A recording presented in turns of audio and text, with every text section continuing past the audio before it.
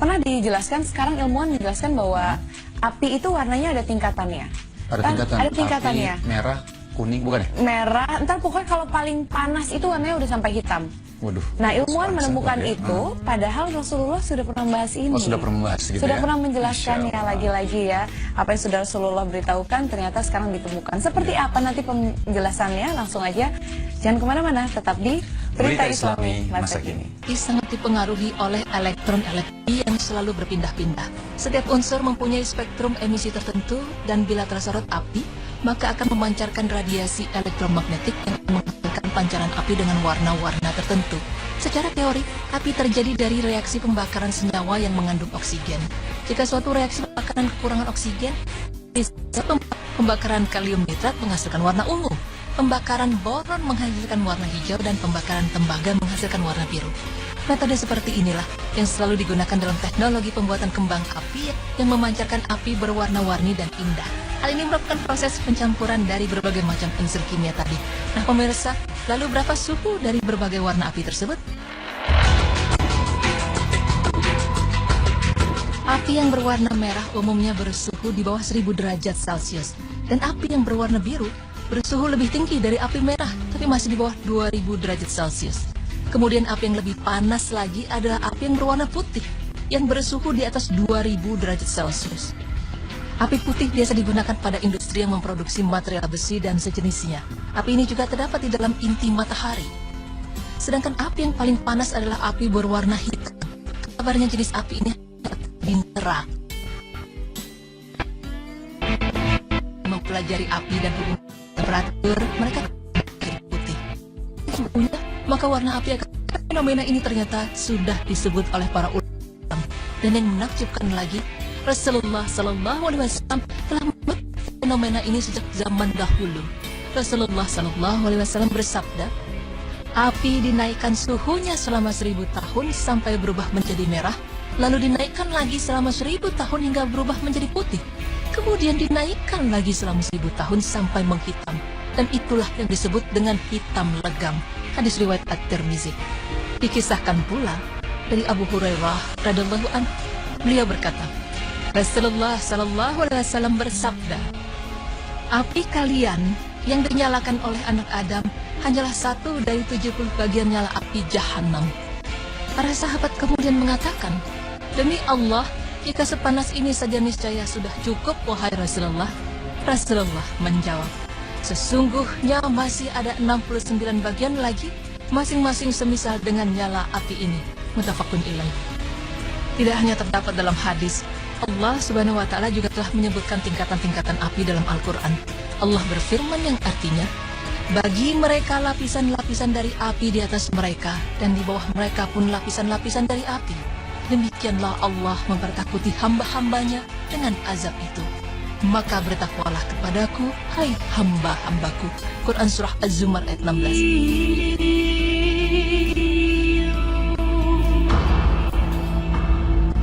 Dan yang mengejutkan, terdapat hadis yang menjelaskan kelak di akhirat, api akan saling melaporkan diri di hadapan Allah atas tugas mereka membakar manusia-manusia yang tidak beriman.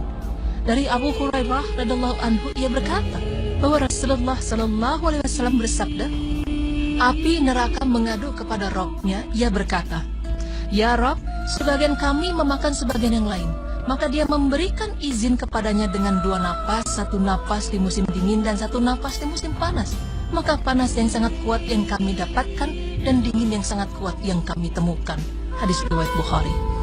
Nah, pemirsa, begitu banyak kejadian di muka bumi ini yang terjadi sesuai dengan apa yang telah dituliskan dalam Al-Quran. Begitu banyak pula hal yang lebih dulu dijelaskan dalam Al-Quran, jauh sebelum manusia mengetahuinya. Sungguh, maha benar Allah dengan segala firman-Nya. Semoga informasi tadi dapat menambah keimanan kita terhadap segala yang telah ditetapkan Allah Subhanahu wa Ta'ala. Amin ya rabbal alamin.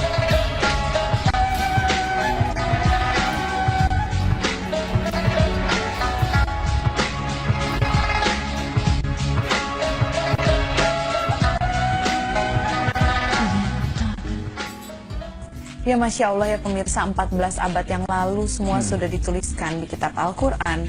Hadis juga sudah menjelaskan, dan sekarang para ilmuwan menemukan bahwa api itu ada tingkatannya. Jadi mana lagi yang mau kita ingkari lagi ya, kalau semua kebenaran dari Al-Quran pelan-pelan semakin kesini makin terbukti. Ya, Masya Allah, ini memang suatu hal yang memang kadang-kadang membuat kita jadi ini juga ya, insya Allah bisa menambah iman kita ya. Insya Allah. Dan memang tadi dijelaskan kalau misalnya memang api ini semua mungkin para ilmuwan ataupun kita juga tahu bahwa ini adalah suatu reaksi kimia sehingga terjadinya api. Dan memang kenapa bisa berwarna-warni itu juga karena ada campuran reaksi kimia gitu. Nah, yang aku baru tahu sebenarnya ya adalah tadi ketika warna, misalnya warna merah itu ternyata di bawah 1000 derajat Celcius, di bawah 2000 di bawah 2000 derajat Celcius itu warna biru.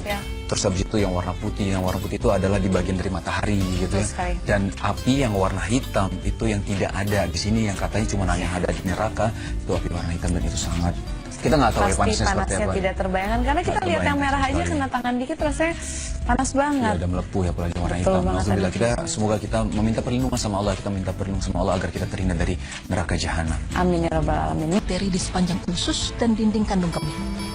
Kandungan air dan mineral kalium dalam timun juga mampu mengeluarkan kelebihan asam urat dan sisa metabolisme melalui ginjal.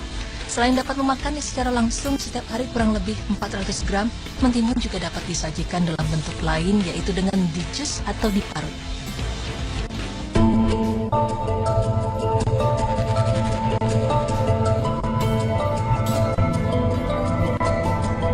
Jus mentimun bersifat mendinginkan badan dan menurunkan panas pada saat demam, serta dapat menurunkan tekanan darah tinggi atau hipertensi. Jus mentimun juga mengandung hormon yang dibutuhkan oleh sel-sel pankreas untuk memproduksi insulin. Para peneliti bahkan menemukan bahwa beberapa senyawa yang disebut sterol dalam mentimun dapat membantu mengurangi kadar kolesterol dan menyehatkan saluran pencernaan.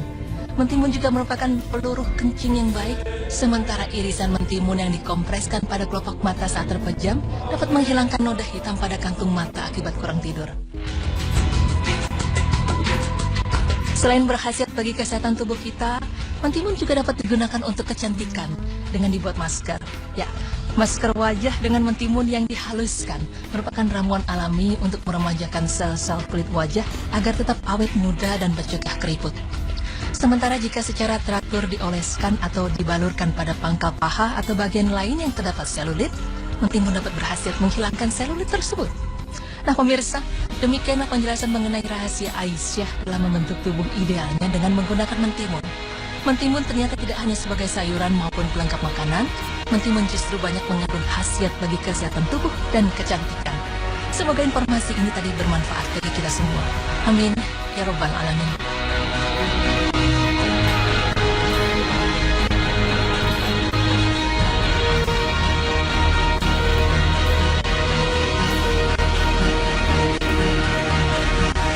Pemirsa juga banyak yang baru tahu ya bahwa Rasulullah dan Ibunda Siti Aisyah juga salah satu orang yang suka mengkonsumsi mentimun. Saya dulu juga menganggap mentimun ini hanya untuk kecantikan, bisa buat masker mata dan bagus untuk kulit. Tapi ternyata juga surprise juga, karena aku yakin apa yang dikonsumsi sama Rasulullah itu pasti hal yang baik juga. Dan Rasulullah mengkonsumsinya bersamaan dengan kurma basah tadi katanya. Insya Allah, tadi memang setelah disebutkan di situ ya bahwa memang campuran bukan campuran tapi kita mengkombinasikan seperti mentimun sama kurma basah itu bagus untuk orang-orang yang sebenarnya kurus sebenarnya.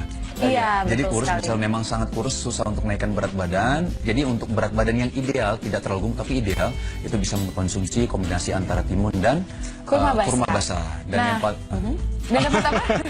Nah, Masya Allah, maksudnya selama ini kan kita tahunya kalau untuk makanan yang ada di dalam Al-Quran itu seperti kurma ya, terus ada madu juga, minuman atau makanan gitu ya. Nah sekarang kita jadi tahu ternyata di dalam Al-Quran juga ada yang namanya mentimun ya. Oke, iya, saya baru tahu sih soal itu.